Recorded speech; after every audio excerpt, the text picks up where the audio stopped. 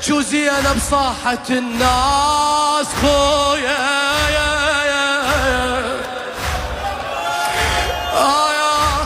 اسمع واصرخ. بتشو زينب صاحة الناس خويا عذرا خدام الحسين حتى نحرق قلب عباس خويا.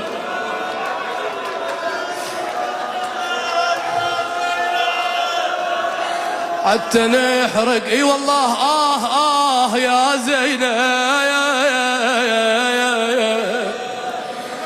يا ابو فاضل يا ابو فاضل. بعد راح تحكي السولف اخير شي اللي هضمها وكسر قلبها خويا. رماد بالدنيا بس رماد بالدنيا بس رماد عين ترس رماد